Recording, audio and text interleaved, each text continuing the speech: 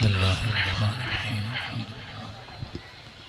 الرحمن الرحيم مالك يوم الدين إياك نعبد وإياك نستعين بسم الله الرحمن الرحيم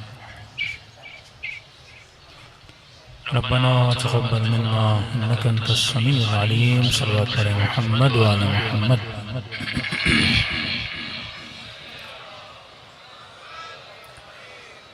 بسم الله الرحمن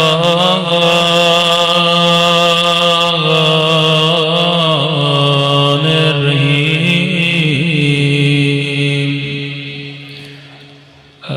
الحمد لله رب العالمين الحمد لله كما هو أهله الصلاة والسلام على سيد المرسلين وخاتم النبيين أبي القاسم محمد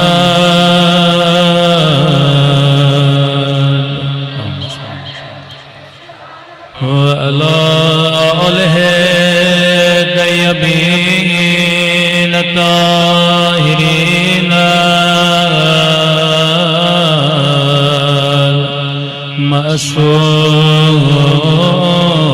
المعصومين سب مل کے اپنے مولا کے ظہور کی دعا اللہم کل ولیک حجت ابن الحسن صلواتک علیہ وعلى آبائه في هذه الساعة وفي كل وليا وحافظا وقائدا وناصرا ودليلا وعينا حتى تسكنه أرضك وتمتعه فيها طويلا برحمتك يا أرحم الراحمين صلوات پڑھے محمد بسم اللہ الرحمن الرحیم رب اشرح لی صدری ویسر لی امری واحلل عقدۃ من لسانی یفقهوا قولی اما بعد فقد قال سبحانہ وتعالی یا ایھا الذین آمنوا اتقوا اللہ وکونوا مع الصادقین صلوات پڑھے محمد وعلی محمد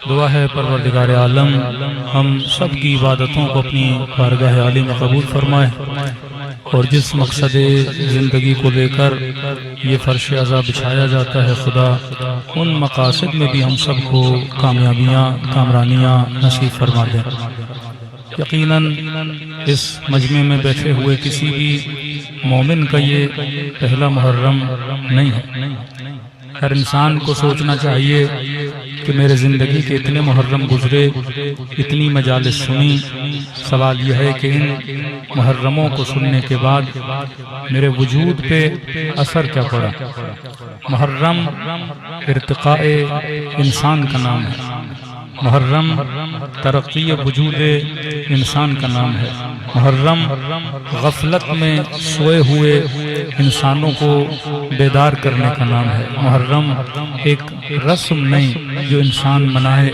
اور اس کو ہر سال منائے جائے۔ محرم کا مطلب یہ ہے کہ ہم تجدید عہد کرنے آتے ہیں اپنے وقت کے امام زمانہ کہ مولا ہم ہر سال اس فرش عزا پہ آتے ہیں۔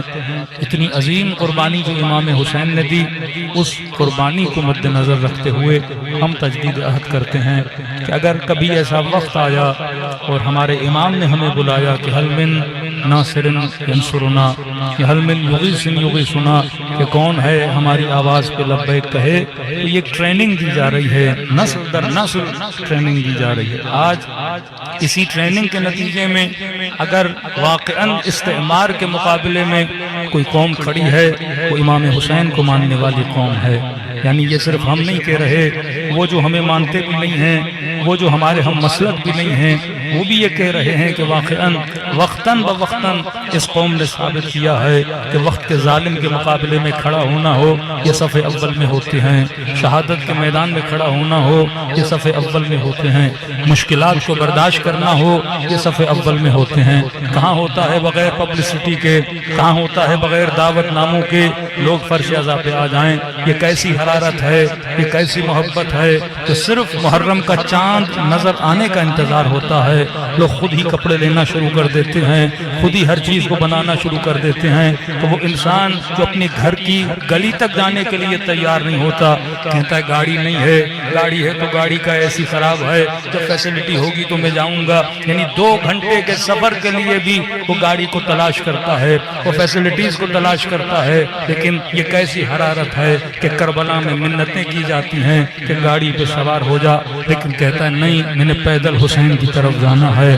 یہ اتنی تکلیفوں کو برداشت کرتا ہے، یہ کیسی محبت ہے، یہ کیسی حرارت ہے، یہ وہی معجزہ ہے۔ آپ قوم تشیع نے اس زمانے کو یہ ثابت کیا ہے کہ واقعاً ہم نے اہل بیت کی محبت کا حق ادا کیا ہے۔ کچھ قومیں ایسی تھیں جو معجزے دیکھ کے پھر گئیں۔ موسیٰ کا معجزہ دیکھا کہ دریا کو زمین بنا دیا، لکڑی کو اژدہا بنا دیا۔ اتنے معجزے کرنے کے بعد بھی اس قوم نے موسیٰ کو چھوڑ دیا، بچھڑے کی عبادت میں چلے گئے۔ لیکن واقعاً تشیع نے ظاہری طور پہ کوئی معجزہ نہیں دیکھا۔ ہم نے صرف نام حسین سنا ہے، ہم نے صرف کردار حسین دیکھا ہے، ہم نے صرف اس منبر سے کربلا سنی ہے۔ اور یہ کم معجزہ ہے کہ ہمارے دلوں میں خدا نے اتنی محبت کو ڈال دیا ہے کہ جبکہ شہادت 10 محرم کو ہے، آج پہلی محرم ہے، اور ہم شہادت حسین 9 دن پہلے منانے کے لیے آ گئے ہیں۔ نارمل تو یہ ہونا چاہیے کہ 10 دن جس دن شہادت ہے اس دن کے بعد 10 دن منانے چاہیے، لیکن یہ کیسی حرارت ہے جو ہر کسی کے دل میں آ جاتی ہے۔ عام دنوں کا غم اور ہے، محرم کا غم اور ہے۔ یہ کیسا غم ہے جو دل کو اتنا غمگین کر دیتا ہے؟ تو فرماتے ہیں یہ دل کا ربط ہے اپنے وقت کے امام سے کہ جیسے محرم کا چاند آ جاتا ہے دل فرزند زہرا غمگین ہو جاتا ہے، اور جب اس امام کا دل غمگین ہوتا ہے تو ہم سب کے دلوں پہ اس امام کا اثر پڑتا ہے۔ وہاں حجت خدا روتا ہے، یہاں یہ دل غمگین ہوتا ہے۔ فرمایا یہ دلوں کا جڑنا کہ آپ کربلا جاتے ہو، مختلف واقعاً تشیع کو کس نے جوڑا ہے؟ یہ محبت امیر المؤمنین نے جوڑا ہے، یہ محبت امام حسین نے جوڑا ہے۔ یہاں پہ کئی ایسے لوگ ہوں گے جنہوں نے شاید ایک دوسرے کے چہرے دیکھے ہوں، یہ چہرے محرم میں نظر آتے ہیں۔ یہ کون ہے جو ان چہروں کو جوڑ رہا ہے؟ یہ کون ہے جو ہمیں ایک دوسرے کے ساتھ وابستہ کر رہا ہے؟ یہ عشق حسین ابن علی ہے، یہ محبت حسین ابن علی ہے۔ یا کوئی کم معجزہ ہے؟ ایک سیاسی جلسہ بھی کرنا ہو، کتنے لوگوں کو زبردستی لایا جاتا ہے۔ یہاں کسی کو کھانے کی لالچ نہیں دی گئی، پیسے کی لالچ نہیں دی گئی، لوگ اپنا وقت صرف کر کے فرش عزا پر آتے ہیں۔ واقعاً عزاء حسین اور محبت حسین کسی معجزے سے کم نہیں ہے، اور خدا نے اسی عزاداری کے صدقے میں تشیع کو عزت عطا کی ہے۔ آج فلسطین کے معاملے میں شیعہ سب سے آگے ہیں، یمن کے معاملے میں شیعہ سب سے آگے ہیں۔ یہ تشیع ہے جو وقت کے استعمار کے مقابلے میں کھڑی ہے۔ وہ یہ درس ہمیں کس نے دیا ہے؟ امام حسین نے دیا ہے کہ فرمایا مرنا ہے تو مر جانا، لیکن کبھی اپنی عزت پہ کمپرومائز نہ کرنا۔ صلوات پڑھے محمد و آل محمد۔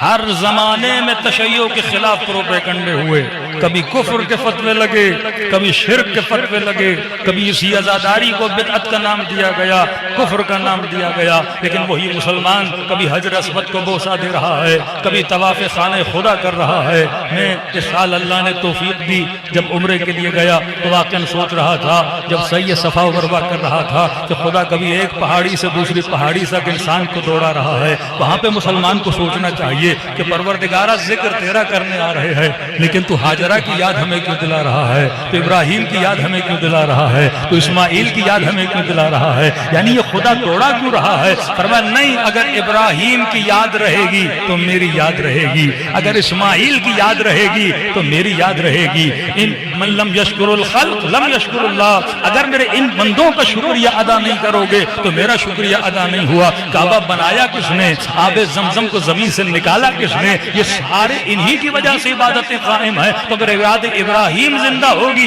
تو یاد خدا زندہ ہوگی، یاد محمد زندہ ہوگی تو یاد خدا زندہ ہوگی۔ واللہ اگر عالم اسلام سے اہل بیت کو نکال دیا جائے، عالم اسلام سے عزاداری کو نکال دیا جائے، عالم اسلام سے اگر قربانی امام حسین کو نکال دیا جائے تو اسلام میں کچھ باقی نہیں رہتا۔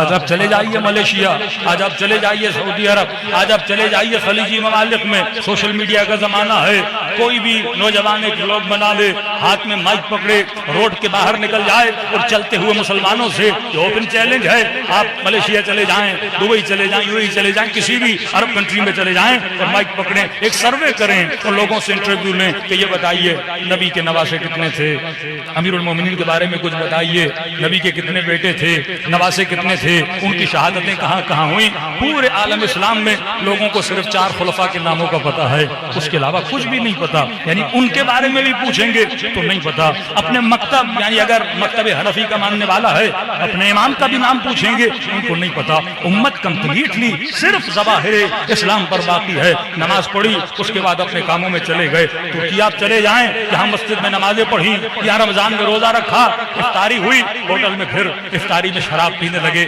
کہنے لگے دین اپنی جگہ، دنیا اپنی جگہ۔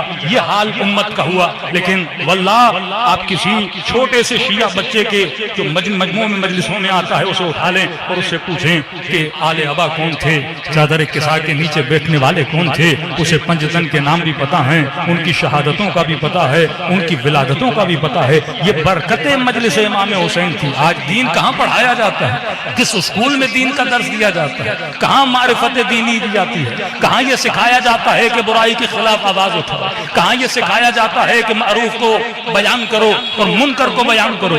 یہ اسلامی قوانین اگر ہمیں کہیں سے مل رہے ہیں، یہ برکت فرش عزا امام حسین ہے۔ واللہ اگر مجلسوں کو نکال دیا جائے تو دین کا خاتمہ ہو جائے گا۔ وہی حال ہوگا جو ترکی کے مسلمانوں کا ہے، وہی حال ہوگا جو ملیشیا کے مسلمانوں کا ہے، یعنی صرف نماز اور روزے کی حد تک مسلمان باقی رہ جائے گا۔ آج اگر خدا نے عزت دی ہے، یہ وقار دیا ہے، تو یہ ذکر حسین کے صدقے میں دیا ہے۔ صلوات پڑھے محمد و آل محمد۔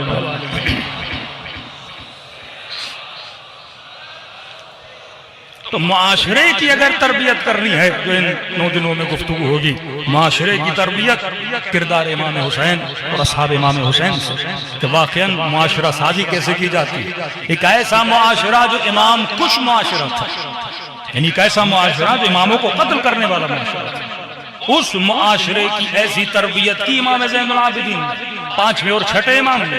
یہ سلسلہ چلتا رہا 11ویں امام تک۔ رہبر معظم فرماتے ہیں کہ اماموں کی زندگی کو ایک امام کی صورت میں دیکھا تھا۔ ایک ہدف امیر المؤمنین کا تھا، وہ پورا ہوا، امام حسن کو ہینڈ اوور کیا۔ امام حسن نے اپنے وظائف کو پورا کیا، امام حسین کو دیا۔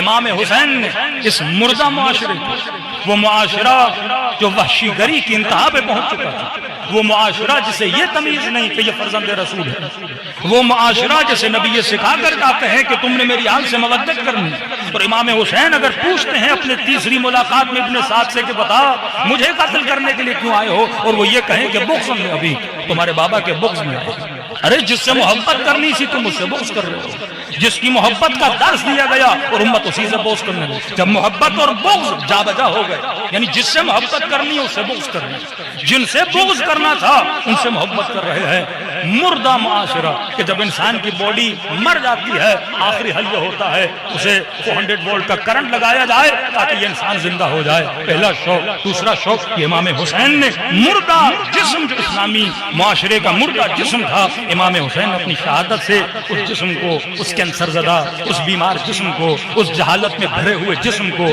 اس لالچ میں بھرے ہوئے جسم کو امام حسین نے تھوڑی سی جان دی اور جان دینے کے بعد امام زین العابدین نے تربیت کی 5ویں امام نے تربیت کی 6ٹھے امام نے تربیت کی.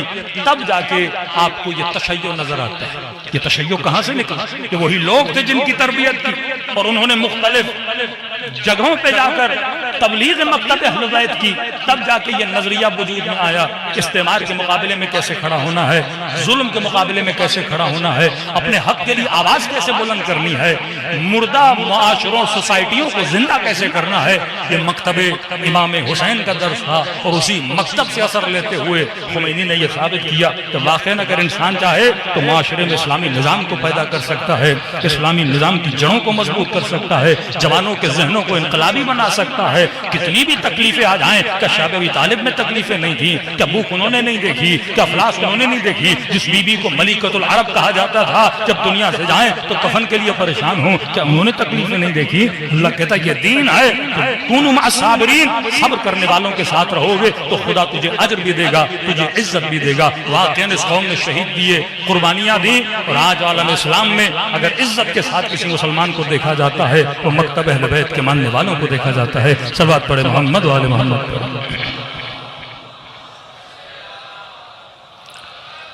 1400 سال فاصلہ ہے ہمارا اور امام حسین کا. فرمایا مجلس حسین مردہ فطرتوں کو زندہ کرنے کا نام ہے. یہ آپ جو گریہ کرتے ہیں یہ فطرت کی زندگی ہے. اگر ظلم کو دیکھوں اور آنکھوں میں آنسو نہ آئے میں مردہ ہوں.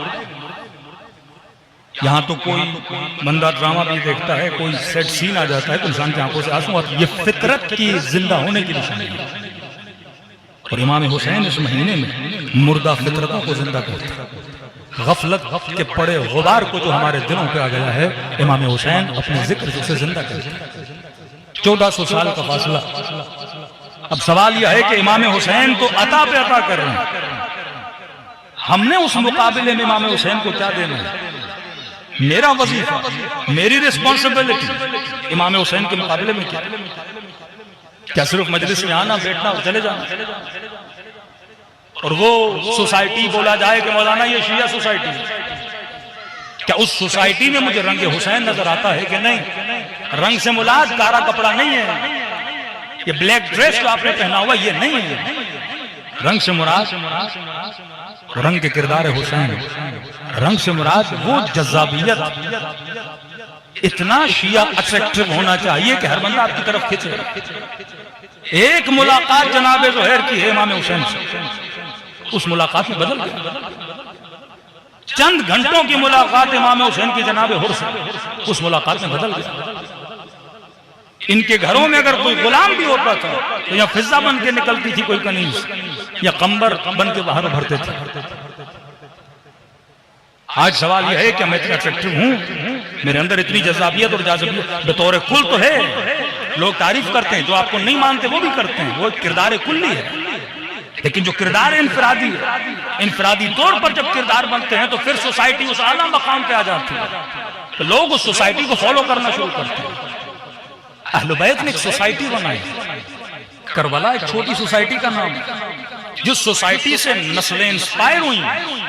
امام خمینی فرماتے ہیں کہ اگر اسلام باقی ہے تو محرم اور سفر کی وجہ سے. کہ محرم اور سفر کیا کرتا ہے ایک اسلامی کلچر کو بیان کرتا ہے اسلامی سوچ کو بیان کرتا ہے کہ ایک طرف حیا کے لٹیرے ایک طرف غیرت کے لٹیرے.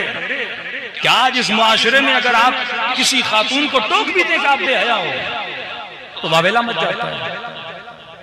وومن رائٹس کی آوازیں فیمنزم باہر آ جاتی ہیں. ایک ایسا معاشرہ کہ ایک انسان صحیح ہے اور اس کو صحیح ہونے پہ ٹوکا جاتا ہے.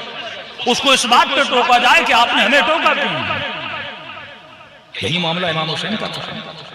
فرمایا کیا میں نے حلال خدا کو حرام کیا کیا میں نے حرام خدا کو حلال کیا پھر کیوں قتل کرنے آیا. جب معاشرہ اپنی حقیقت کو کھو دے. چھٹے امام کے پاس ہے جوان کا مولا میں امام حسین کی زیارت کو جانا چاہتا ہوں. مولا مجھے بتائیے کہ آداب زیارت، آداب ملاقات امام حسین کیا ہے؟ چھوٹی سی روایت لیکن اس میں بڑا پیغام. امام نے فرمایا کہ جب میرے جد حسین کی قبر کی زیارت کو جاؤ اور دور سے تجھے وہ گنبد یا قبر وہ سرزمین نظر آئے تو 7 مرتبہ اس ذکر کو کہو، سبحان اللہ والحمدللہ ولا الہ الا اللہ واللہ اکبر. 7 مرتبہ ذکر کو کہو.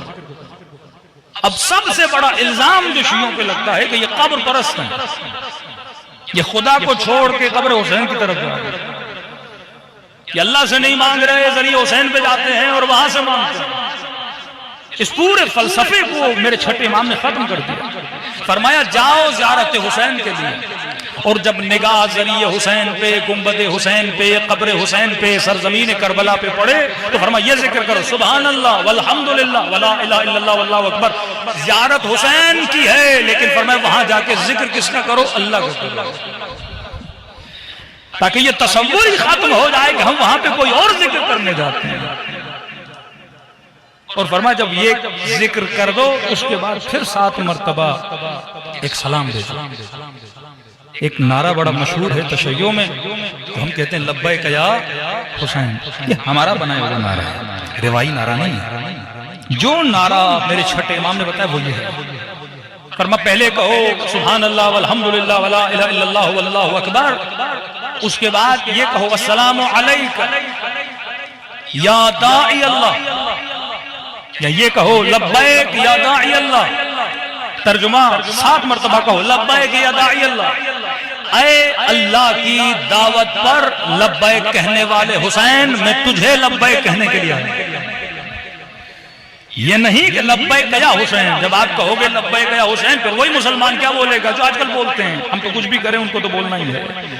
وہی نعرہ جو جا کے انسان طواف خانہ خدا مکے میں لگتا لبیک اللہم لبیک تو کہتے ہیں ہم اللہ کو کہتے ہیں لبیک، یہ کربلا جا کے حسین کو کہتے ہیں لبیک. امام نے کہا ایسے نہیں، ایسے کہو لبیک یا داعی اللہ. امام کی نگاہ اس زمانے کے فتنوں پر، ان بدعت کی فتواؤں پر، ان شرک کی فتواؤں پر بھی ہے. فرمایا یہ کہو لبیک یا داعی اللہ، مطلب میں اسے لبیک کہنے آیا ہوں جس نے اللہ کی دعوت کو کیا کہا لبیک. اور جو اللہ کی دعوت پہ لبیک بولے اور میں اسے لبیک بولوں گا تو آٹومیٹیکلی لبیک کس کو ہوا؟ اللہ کو لبیک ہوا. اور یہ اہل بیت انبیاء کے لیے تھا کہ انبیاء کیا تھے؟ داعی اللہ تھے، اللہ کی دعوت دینے کے لیے آئے تھے. مقصد امام حسین کیا تھا کہ بندوں کے دلوں میں خدا کی محبت کو پیدا کرنا، بندوں کو اللہ کے ساتھ رفیق بنانا، دوست بنانا، بندے کا ہاتھ اٹھا کے اللہ کے ہاتھ میں تھمانا.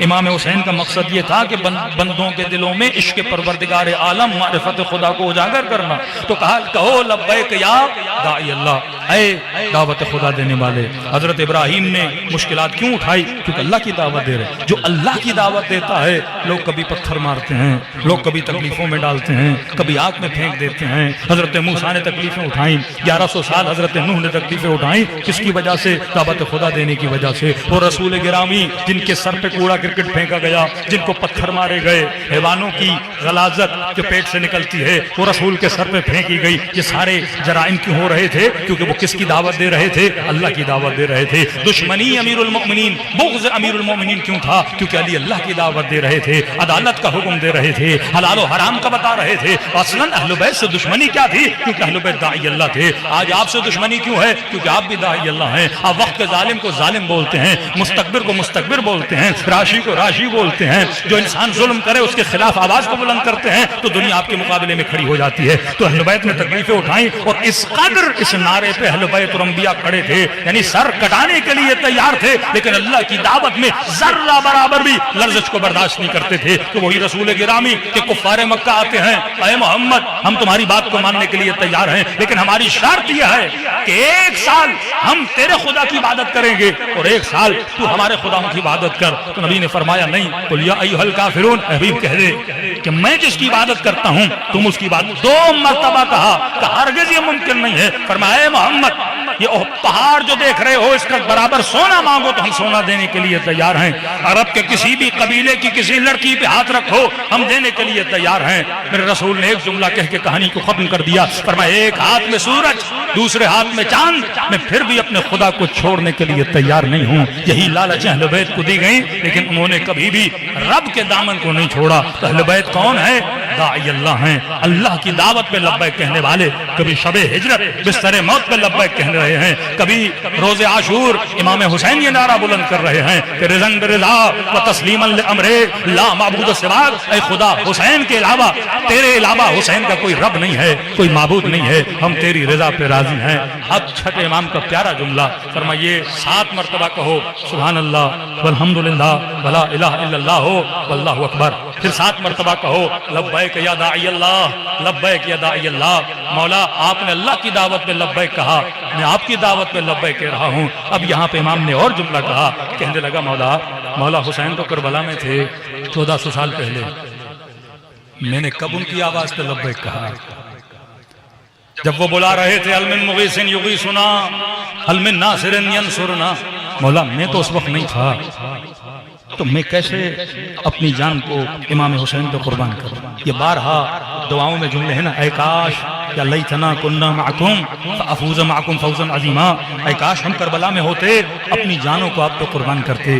یہاں پہ امام نے فرمایا جب جاؤ، یہ دعا کے جملے ہیں، فرمایا یہ کہو لبیک یا داعی اللہ ان کان لم یحبک ان کان لم یجبک بدنی، مولا اگر اس وقت آپ نے آواز دی لیکن میرے بدن نے آپ کو جواب نہیں دیا، عند استغاثتک ولسانی عند استجابک، مولا جب آپ نے بلایا میری زبان نے آپ کو لبیک کی صدا پہ صدا نہیں دی، میرے ہاتھوں نے آپ کو جواب نہیں دیا، میرے کانوں نے آپ کو جواب نہیں دیا، لیکن فرماتے اب بولو مولا، اب میں آیا ہوں اپنی زبان سے آپ کی مدد کرنے کے لیے، اپنی آنکھوں سے آپ کی مدد کرنے کے لیے، اپنے ہاتھوں سے آپ کی مدد کرنے کے لیے، مولا و نفسی اپنے نفس کے ذریعے سے آپ کی مدد کرنے کے لیے، و رأیی اپنے عقیدے کے ذریعے سے آپ کی مدد کرنے کے لیے۔ اب یہاں سے پوچھنے والا پریشان ہوا، مولا آج آنکھوں سے مولا حسین کی مدد کیسے کروں؟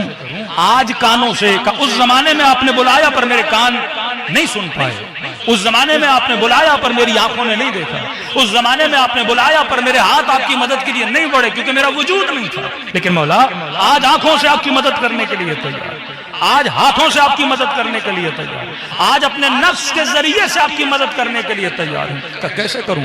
آج اپنے قلب کے ذریعے سے آپ کی مدد کرنے کے لیے تیار ہوں، کیسے کروں؟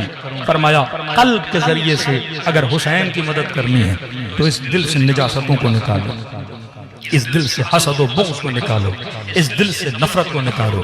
وقلبی لقلبکم سل، مولا میرا دل کس کے دل کے ساتھ متصل ہے؟ آپ کے دل کے ساتھ متصل ہے، یعنی قلب کے ذریعے سے حسین کی مدد ہوگی جب مولا حسین کی محبت میں اس دل سے ساری نجاستوں کو نکال دو گے۔ مولا آیا ہوں آنکھوں کے ذریعے سے آپ کی مدد کرنے کے لیے۔ اے جوان یہ آنکھیں کیسی مدد کریں گی کہ 10 دن محرم میں آئے اور 10 دن جیسے گزرے ان آنکھوں کو نجاستوں میں ڈال دیا، ان آنکھوں کو گناہوں میں ڈال دیا، ان آنکھوں کو گندی چیزوں کو دیکھنے میں ڈال دیا، ان آنکھوں کو نامحرموں کو دیکھنے میں مبتلا کر دیا، تو یہ حسین کی مدد ہے؟ فرمایا نہیں مولا آج آنکھوں سے آپ کی مدد کرنے آیا ہوں، پاک و پاکیزہ رکھ کر، آج زبان سے آپ کی مدد کرنے آیا ہوں، جھوٹ نہ بول کر، غیبت نہ کر کے، تہمت نہ لگا کے، لوگوں کو فریب نہ دینے کے، روک کر اپنے وجود کو آپ کی مدد کرنے آیا ہوں، نفسی اپنے نفس کے ذریعے سے، وفؤادی مولا اپنے دل کے ذریعے سے، وسمعی اپنے کانوں کے ذریعے سے آپ کی مدد کرنے کے لیے آیا ہوں۔ کہ مولا کانوں سے کیسے؟ کہ کانوں کو حرام کاری سے بچا کر، کانوں کو لہو و لعب کی محفلوں سے بچا کر، کانوں کو غلط چیزوں کو سننے کی وجہ سے، کانوں کو نامحرموں کی آوازوں سے بچا کر آپ کی مدد کرنے کے لیے آیا ہوں۔ اسی طرح ایک شخص آیا میرے چھٹے امام کے بعد، کہنے لگا مولا میں حرام میوزک تو نہیں سنتا، لہو و لعب کی محفلوں میں تو نہیں جاتا، لیکن مولا میرے گھر کے ساتھ جو ہمسایہ ہے صبح سے شام تک اس کے گھر میں لہو و لعب کی محفل ہوتی ہے، مولا سنتا تو نہیں، لیکن کیا کروں؟ جہاں میرا بیت الخلا ہے، جب قضاء حاجت کے لیے جاتا ہوں، مولا بیت الخلا کی جو دیوار ہے وہ ساتھ کے گھر کی دیوار کے ساتھ ملی ہوئی ہے۔ اب ظاہر انسان بیت الخلا میں جائے 10 منٹ 15 منٹ، تو کہا کہ مولا جب اس گھر سے غنا کی آواز آتی ہے، نیت بیت الخلا کی ہے لیکن میوزک سن کے تھوڑی دیر زیادہ بیٹھ جاتا ہوں، بتائیے میرے لیے حکم کیا ہے؟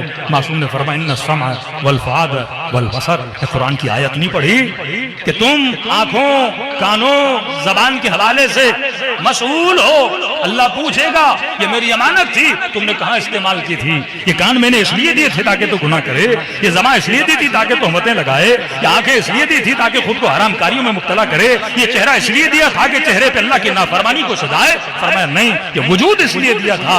آج میں امام زمانہ کی مدد کروں تو کیسے کروں؟ لوگ چندہ جمع کرتے پھرتے ہیں کہ مولا کی مدد کرنی ہے۔ اصل مدد یہ ہے کہ آنکھوں کو اس قابل بناؤ کہ امام فخر کریں، زبان کو اس قابل بناؤ کہ امام فخر کریں، کانوں کو اس قابل بناؤ کہ امام فخر کریں۔ اور نفسی مولا ہوا و ہوس سے نفس کو روک کر میں آپ کی مدد کرنے کے لیے تیار ہوں۔ یہ واقعہ سب نے مصائب امام حسین میں سنا ہے کہ حضرت عباس علمدار جب نہر فرات پر پہنچتے ہیں، دیکھیے ایک ہے انسان کی خواہش رکھنا جرم نہیں، فطرت کا تقاضا ہے۔ کسی نے پوچھا امیر المومنین سے کہ مولا جناب سلمان سے آپ اتنی محبت کیوں کرتے ہیں؟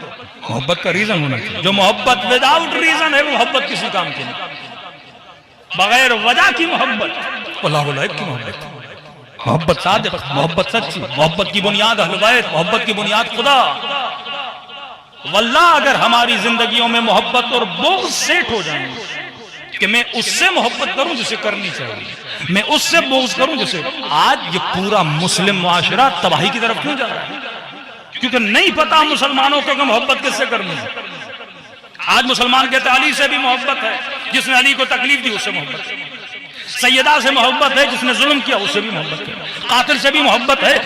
جب پوری سوسائٹی کی محبت اور نفرت ہی مکس ہو جائے، کنفیوز ہو جائے کہ محبت کس سے کرنی ہے، ایک قتل کر رہا ہے اس سے محبت، قتل کر کے اس کی بیوی سے زنا کر رہا ہے اس سے بھی محبت، اور جسے قتل کر دیا گیا اس سے بھی محبت۔ یہ ایک ایسا اسلامی معاشرہ جو ذہنی طور پہ بیمار ہو چکا ہے۔ اب یہی معاشرے کا نتیجہ یہ ہوتا ہے جب کربلا میں آتے ہیں جس علی سے محبت کرنی ہے کہتے ہیں بغضاً لعلی، ہم بابا کی محبت میں تجھے قتل کرنا ہے۔ یہ تباہی کا شکار معاشرہ۔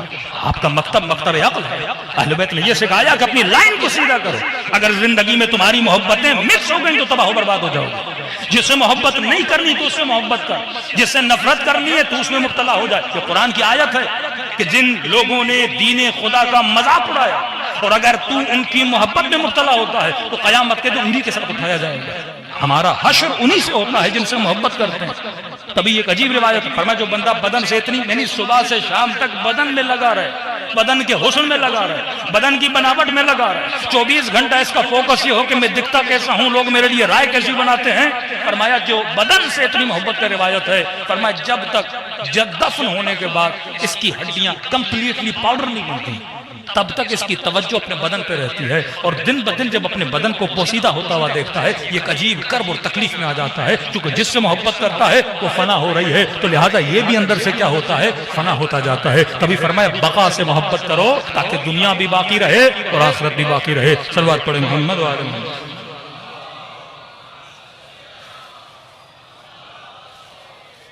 پوچھا مولا سلمان سے اتنی محبت کیوں کرتے ہیں؟ میں نے کہا خواہش رکھنا گناہ نہیں، خواہش ایک فطری تقاضا ہے، انسان اظہار خواہش کر سکتا ہے۔ مثلا آپ نے روزہ رکھا، دوپہر کو بھوک لگی، کوئی کھانا دیکھا، پانی کا گلاس دیکھا، اندر خواہش پیدا ہوئی میں پانی پیوں، خواہش پیدا ہوئی کہ میں کھانا کھاؤں۔ اب جب خواہش پیدا ہوتی ہے آپ اس خواہش کو قربان کرتے ہو کس کی خواہش پہ؟ اللہ کی خواہش پہ، کہ اے بدن مغرب تک انتظار، کیونکہ اللہ کا حکم ہے کھانا تب کھانا ہے جب کیا آ جائے، مغرب کی اذان آ جائے۔ تو آپ نے اپنی خواہش کو قربان کیا اللہ کی خواہش۔ خواہش کا ہونا کوئی بات نہیں۔ امیر المومنین فرمایا مولا سلمان سے اتنی محبت کیوں کرتے ہیں؟ مولا نے فرمایا 3 صفات کی وجہ سے سلمان علی کو بہت پسند ہے۔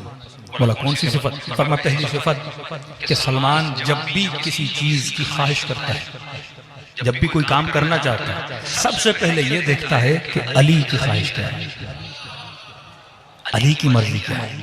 میرا دل ہے کچھ کروں، کچھ لوں، کچھ پہنوں، کہیں گھوموں، کسی سے تعلق بناؤں، کسی سے رشتہ بناؤں، کسی سے دوستی کروں، کہ سب سے پہلے سلمان یہ دیکھتا ہے کہ علی کی خواہش کیا ہے، اور فرمایا اپنی خواہش پر علی کی خواہش کو مقدم کرتا ہے۔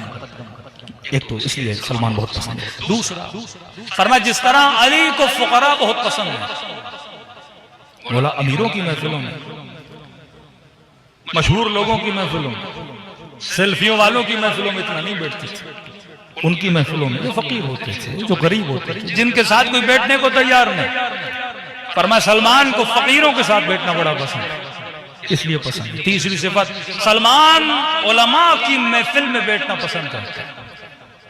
تو مولا نے خلاصہ بتایا کہ اگر سلمان بنا تو 3 صفات کی وجہ سے سلمان بنا۔ ایک اپنی خواہش کو قربان کیا، دوسرا فقراء کے ساتھ بیٹھا، تیسرا سلمان نے علماء کی محفل میں بیٹھنا پسند کیا۔ اب یہی واقعہ حضرت عباس علمدار، صلوات پڑھے محمد و آل محمد۔ حضرت عباس کے کچھ شعر ہیں، وہ شعر اکثر علماء مصاحب میں بھی پڑھتے ہیں۔ فرماتے ہیں جب غازی عباس نہر فرات پہ پہنچے اور پانی پینا چاہا تو جیسے ہاتھ پانی میں گیا۔ اب تصور کریں ایک آدمی اتنا پیاسا، 3 دن کی پیاس، شدت کی گرمی، اور نہر فرات کا ٹھنڈا پانی، اس میں ہاتھ لیا، اندر سے نفس ہے اس نے خواہش کی، کیونکہ بدن ہر انسان کے پاس بدن خواہش کر سکتا، خواہش کی پانی پینے۔ اس وقت غازی عباس نے شعر پڑھا، یا نفس اے نفس تجھے پتہ بھی ہے کہ میرا حسین کیسا ہے، کہ کیسے پانی پیوں جبکہ مجھے پتا ہے کہ میرا حسین شدت پیاس کی وجہ سے اس دنیا سے جانے والا ہے اور میں پانی پیوں، ورنہ میرا یقین اس کی مجھے اجازت دیتا ہے، نہ میرا دین مجھے اس چیز کی اجازت دیتا ہے کہ میں فرزند رسول کو چھوڑ دوں۔ اور اس ٹھنڈے پانی کو حضرت عباس نے وہیں کیا کر دیا، چھوڑ دیا۔ جو اپنی خواہش کو حسین کی خواہش پہ قربان کرے اسے عباس کہتے ہیں۔ اب سوال یہ ہے کہ میں نے آج تک اپنی کتنی خواہشوں کو قربان کیا، میں نے اپنی آنکھوں کی طلب کو کس طرح سے پورا کیا، میرے دل میں کتنا عشق امام حسین ہے۔ واللہ اگر ہم اپنی زندگی کا میزان سیٹ کریں اہل بیت کے ساتھ، جس طرح آپ ٹیمپریچر سیٹ کرتے ہو، مختلف چیزیں کمپیئر کر کے سیٹ کرتے ہو، اسی طرح اپنی محبتوں کو سیٹ کرو۔ انی ظلم لمن سالمکم وحرب لمن حاربکم، مولا میں ہر اس سے محبت کرتا ہوں جو آپ سے کرے، میں ہر اس سے نفرت کرتا ہوں جو آپ سے کرے۔ مطلب اپنی وجہ سے آج تک کسی سے محبت نہیں، اپنی وجہ سے کسی سے نفرت نہیں، جو کچھ ہے کس کی وجہ سے، آپ کی وجہ سے۔ اسے خلوص عشق و خلوص محبت کہتے ہیں۔ لیکن اگر یہ چیزیں مکس ہو جائیں، میں کسی مومن سے نفرت کروں اپنی وجہ سے، میں محبت کروں اپنی وجہ سے، جہاں میں آ گیا وہاں محبتیں خراب ہو جاتی ہیں۔ فرمایا حل الدین الا الحب والبغض، کیا دین میں محبت اور بغض کے علاوہ کچھ ہے؟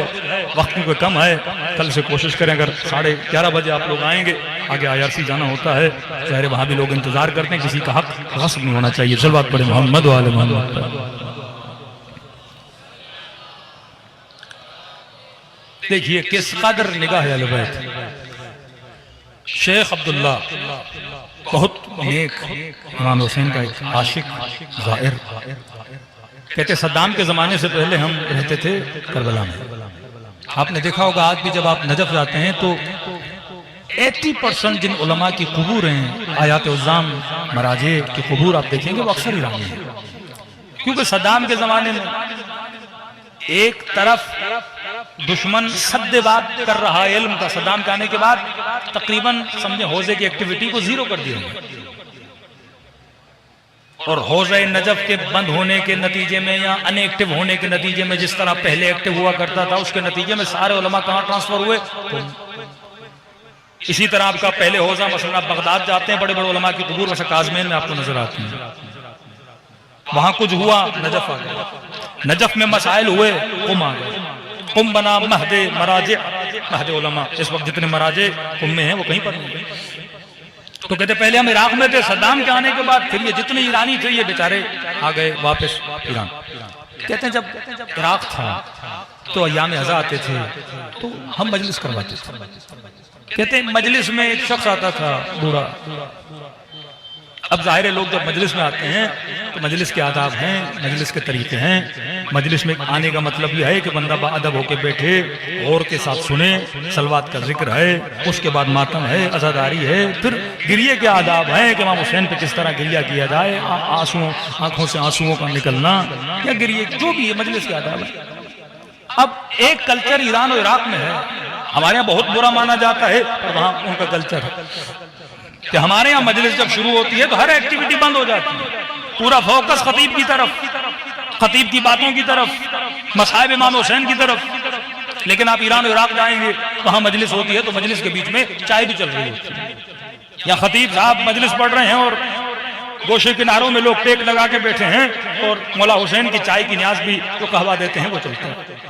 تو کہتے ہیں مجلس ہو رہی تھی، ایک شخص مجلس میں آیا اور اس کی روٹین تھی، وہ ڈیلی آتا اور آ کے چائے پیتا. اب جب چائے پیتا اپنا مجلس سنتا. چلو بھائی چائے پی لی تو مجلس کے آخر میں ماتم کر لو، نہیں گریا کر لو، نہیں. آیا 3-4 کپ چائے کے پیے اور مجلس اٹھ کے چلا. شیخ عبداللہ کہتے ہیں یہ بات مجھے بڑی بری لگی، زیادہ بھی مجلس کے خلاف ہے کہ مجلس میں آئے ہو کم از کم گریا کرو، ماتم کرو، توجہ سے سنو، 4 صلواتیں پڑھو. یہ کیا ہوا کہ آپ مجلس میں آئے اور آپ نے چائے پی اور آپ مجلس سے نکل گئے. کہتے ہیں میں نے کہا نہیں لیکن دل میں برا ضرور ہوا. صدام آیا، ہم کہتے ہیں عراق سے ایران چلے گئے، ایران میں پھر مجلس میں بپا کی. کہتے ہیں 1.5 سال کے بعد مجھے مجلس میں وہی بندہ نظر آیا جو عراق میں نجف میں مجلس سننے آتا تھا. میں نے کہا شاید بدل گیا ہو، لیکن یہاں پر بھی اس کی یہی روٹین تھی. مجلس شروع ہوئی اور اس نے چائے پینا شروع کی اور 3-4 کپ پی اور پھر نکل گئے. انہیں کہا بندے خدا نہ وہاں پہ سدھرا نہ یہاں پہ سدھرا، وہی کام ہے اس کے. نہ غور سے مجلس سنتا ہے، نہ ماتم کرتا ہے، نہ گریا کرتا ہے، بس آیا اور 3-4 چائے کے کپ پہ کے نکل جاتا ہے. کہتا 1.5-2 سال کے بعد اس کا انتقال ہو گیا، یہ دنیا سے چلا گیا. شیخ عبداللہ کہتے ہیں کہ اللہ نے اس کے مرنے کے 1.5 سال بعد مجھے اس کی برزخ دکھائی. ظاہر ہم جتنے بھی مومنین اس دنیا سے جائیں گے عالم برزخ میں جائیں گے. برزخ میں 2 وادیاں ہیں، وادی السلام اور وادی برہوت. وادی السلام سلامتی کی وادی، وادی برہوت جہاں پہ لوگوں کو عذاب دیا جائے گا. کہتے ہیں اللہ نے مجھے اس کی برزخ دکھائی. نہ رشتہ دار ہے نہ کچھ، کیونکہ اس کے ذہن میں اس مومن کے لیے خیال تھا جو برا خیال تھا، یہ چائے پینے والا ہے، اس کو کیا اجر ملے گا، یہ جنت میں تھوڑی جائے گا، یہ تو شاید توہین مجلس کر رہا ہے، نہ گریا نہ ماتم نہ سن رہا ہے، آیا چائے پی کے چلا گیا. کہ اللہ نے جان بوجھ کے مجھے اس کی برزخ دکھائی. شیخ عبداللہ کہتے ہیں میں نے دیکھا کہ برزخ کے باغوں میں سے ایک باغ میں بیٹھا ہوا ہے. پریشان ہوا. میں نے کہا بوڑھے کس نے دیا یہ باغ؟ کہتا جب مرا تو حسین لینے کے لیے آئے اور مجھے کہا کہ یہ باغ لے، ابھی چھوٹا ہے، ابھی یہاں پہ رہ، عالم قیامت میں تجھے اور بڑا باغ عطا کیا جائے گا. میں نے کہا کہ بوڑھے میں نے تو چائے کے علاوہ تجھے اور کچھ کرتے ہوئے نہیں، تو صرف مجلس امام حسین میں چائے پینے آتا تھا، اور تم نے کیا کیا؟ کہ یہ کہا تو غصہ ہو گیا. اس نے کہا شیخ چائے تو گھر میں بھی تھی. شیخ چائے تو میرے گھر میں بھی تھی، میں مجلس حسین میں چائے پینے نہیں حسین کی چائے پینے کے لیے آتا تھا. اب تصور کریں جو اس نیت سے بھی فرش عزا پر آئے. قہوہ ہے نا ہمارے یہاں تو چلو دودھ مہنگا ہے، پانی مہنگا ہوتا ہے، کہ یہ چائے تو میں گھر میں بھی پی سکتا تھا، لیکن میں نیت کر کے آتا تھا نہیں فرش عزا پہ جاؤں گا، حسین کی نیاز کی چائے پیوں گا. اس نیت کو مد نظر رکھتے ہوئے امام حسین نے عالم برزخ میں اسے باغ عطا کیا. اب تصور کریں جو حسین پہ گریہ کرے اس کا کتنا اجر ہے، جو خلوص سے مجلس میں بیٹھے اس کا کتنا اجر ہے. ایک جملہ، وقت بہت ہو چکا، فرماتے 2 آنسو ہیں نا، ایک ہے توبہ کا آنسو، ایک ہے غم حسین کا آنسو. بہت بڑے مرجع فرماتے ہیں توبہ کا آنسو کی مثال ایسے ہے کہ جب آپ کے کپڑوں پر نجاست لگ جاتی ہے، آپ پانی سے دھوتے ہو، نجاست دور ہو جاتی ہے. توبہ کا آنسو گناہوں کی نجاستوں کو صاف کرتا ہے اور دور کر دیتا ہے. کہ قبلہ یہ بتائیے غم حسین کے آنسو کا کمال کیا ہے؟ کہ توبہ کا آنسو، کپڑوں پہ نجاست لگی، گندگی لگی، جیسے چائے گر گئی، کپڑے میلے ہو گئے، آپ نے جا کے پانی سے دھو دیے، اب کہا یہ پاک ہے، آپ نماز پڑھ سکتے ہو، کوئی مسئلہ نہیں، کپڑے پاک ہو گئے. کہ دیکھو پانی نجاست کو پاک کر دیتا ہے، صاف کر دیتا ہے. لیکن کبھی کبھی کئی ایسی چیزیں کپڑے پہ گرتی ہیں، دھو تو دیتے ہو، صاف تو ہو جاتی ہیں، پر دھبے نہیں جاتے ہیں. غم حسین کا آنسو ان دھبوں کو مٹا دیتا ہے. حر نے گناہ کیا، حسین ابن علی کا راستہ روکا. امام حسین کے پاس آیا تو ہر نے وہ دھبا اپنا مٹا دیا، ورنہ توبہ تو اس نے خیمے میں کر لی تھی کہ پروردگارہ مجھ سے بڑی خطا ہو گئی، اور جب دھبا مٹوانے کے لیے آئے، یہ تربیتی نکتہ ہے، کل تفصیل میں جاؤں گا، کسی بندے نے لشکر امام حسین سے ہر کو ٹوکا نہیں کہ ہر تیری وجہ سے سکینہ پھانسی ہے، اور تیری وجہ سے ہم یہاں رکے ہوئے ہیں، کہ قطعاً پتہ چلا ہو رہا ہے۔ امام حسین نے کہا علی اکبر میرا مہمان آ رہا ہے، استقبال کے لیے کھڑا ہو جا، عباس میرا مہمان آ رہا ہے۔ فرمایا جب بھی کبھی کوئی جوان توبہ کر کے پلٹے، پچھلی زندگی کو نہ دیکھا تھا، یہ تو فاسق تھا، یہ تو فاجر تھا، یہ تو راشی تھا، یہ تو بدحجاب تھی، اب یہاں کیا کرنے آئی ہے؟ فرمایا قطعاً یہ اخلاق اہل بیت نہیں ہے۔ پوری زندگی کسی نے نماز نہیں پڑھی، آج تو مسجد آ گیا، کیوں ٹوک رہے ہو؟ پوری زندگی حج نہیں کیا، عمرہ نہیں کیا، آج آیا ہے نا، پوری زندگی مجلس میں نہیں، آج تو آیا ہے نا۔ یہ کردار امام حسین سینہ کھول کے سینے سے لگا رہے ہیں۔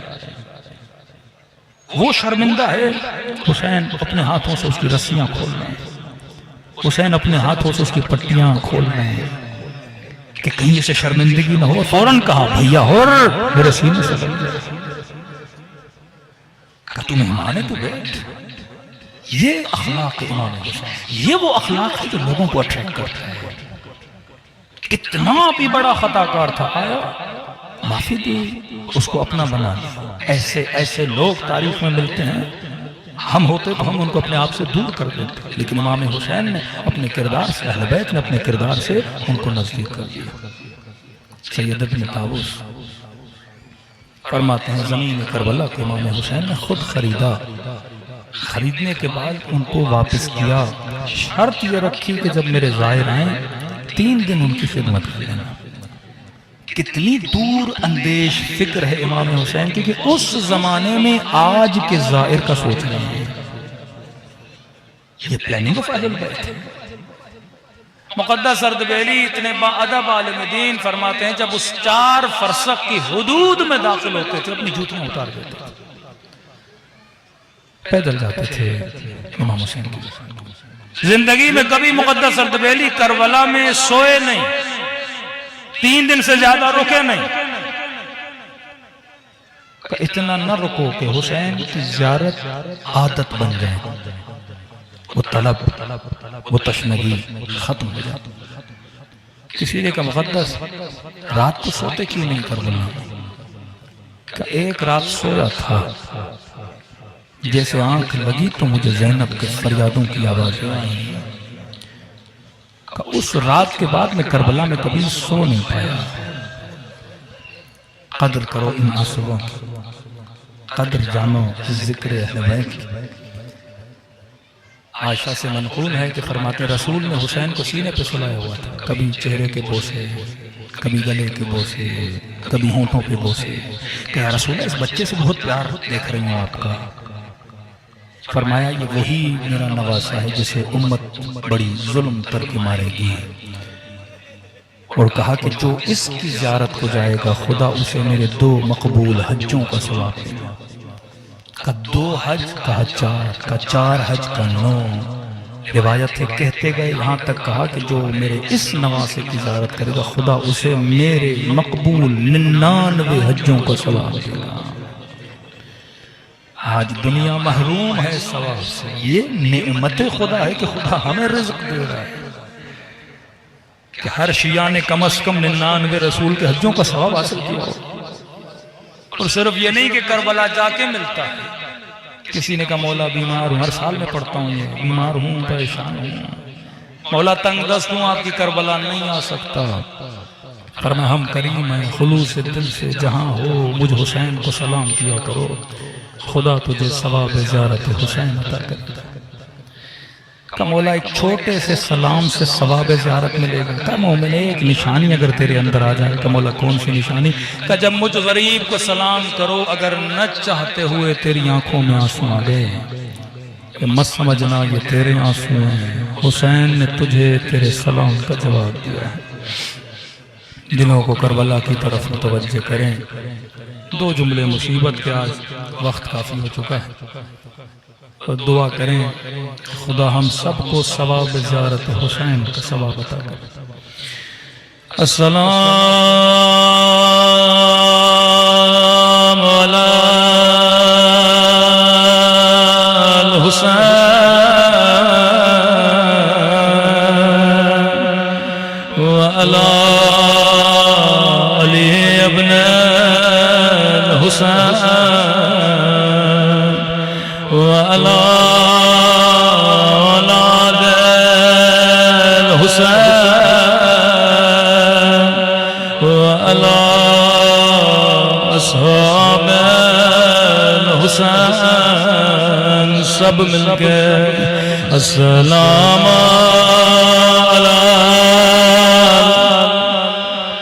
مجمع بہت ہے حسین کی صدا بلند وعلی علی ابن الحسین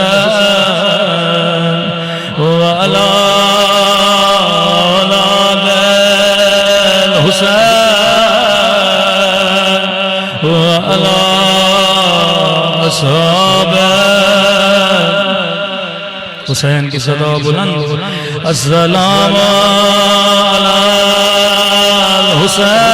الحسین وعلی علی ابن وعلی اولاد الحسین وعلی اصحاب میرا سلام زینب کی لٹی ہوئی چادر پر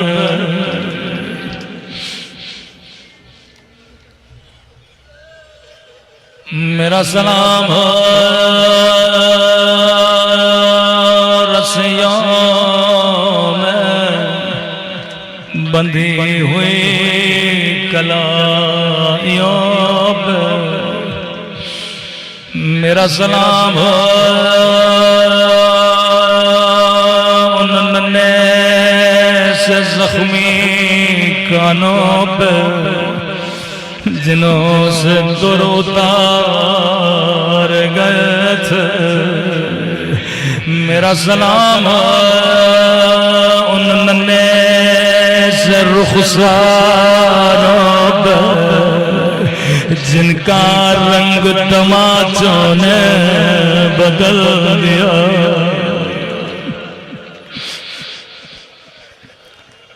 میرا سلام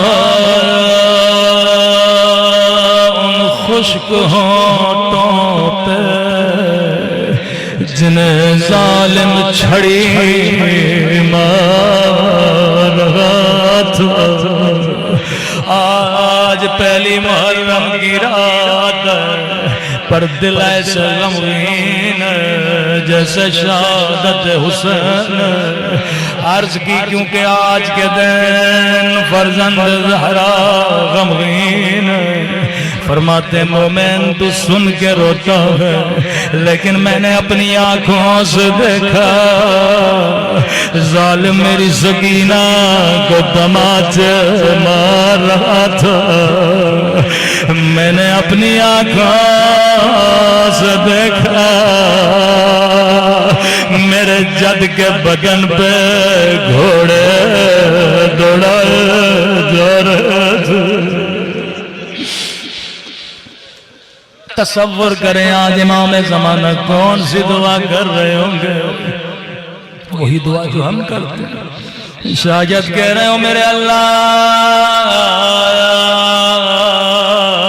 کب میرا ظہور ہوگا کب میں اس ظالم سے بدلہ لوں گا جس نے میری دادی کی پسلیاں توڑی کب میں اس ظالم سے بدلہ لوں گا جس نے میرے علی کے ہاتھوں میں رسیاں باندھی کب میرا ظہور ہوگا کب میں اس ظالم سے بدلہ لوں گا جس نے میرے حسن کے بدن پہ تیر برسائے کچھ جملے اور زحمت کو تمام کروں ہر برائی کی ابتدا ہوتی ہے، ہر ظلم کی ابتدا ہوتی ہے۔ میں ہمیشہ کہتا ہوں مجھے خدا کی قسم ہے، اگر مدینے میں آگ نہ لگتی کبھی کربلا کے خیموں کو آگ نہ لگتی، اگر مدینے میں پسلیاں نہ توڑی جاتی کبھی کربلا میں قاسم کی دائیں طرف کی پسلیاں بائیں طرف نہ چلے جاتے۔ ابتدا مدینہ انتہا کربلا۔ ظالم نے کہا جاؤ ان شہیدوں کے بدنوں پہ گھوڑے دوڑے، یہ لائیں سارے گھوڑے دوڑا کے جب واپس آئے کہنے لگا ابن سعد جب میں حسین کے بدن پہ گھوڑا دوڑا رہا تھا میں نے اپنے کانوں سے پسلیاں ٹوٹنے کی آواز سنی۔ اگر مدینے میں زہرا کی پسلیاں نہ توڑے جاتے کبھی کربلا میں حسین کا بدن، ارے وہ حال ہوا کہ بہن کہنے لگی انت خیب ابنوں میں کیا تو میرا حسین ہے؟ اگر مدینے میں آگ نہ لگتی کبھی خیموں کو آگ نہ لگائی جاتی، اگر مدینے میں پسلیاں نہ ٹوٹتی کبھی کربلا میں پسلیاں نہ ٹوٹتی، اگر مدینے میں علی کے ہاتھوں میں رسیاں نہ باندھی جاتی کبھی کوفے کی بازار میں او زینب کے ہاتھوں میں رسیاں نہ ہوتی، اگر مدینے میں زہرا کو دربار میں نہ بلایا جاتا او کبھی شرابی کے دربار میں علی کی بیٹی کو نہ بلایا جاتا۔ اللہ علی القوم الظالمین۔ پروردگارا اہل بیت کے صدقے میں مومنین کے جان مال ناموس اور عزت کی حفاظت فرما، ذکر کو اپنی بارگاہ میں قبول فرما۔ ربنا تقبل منا انک انت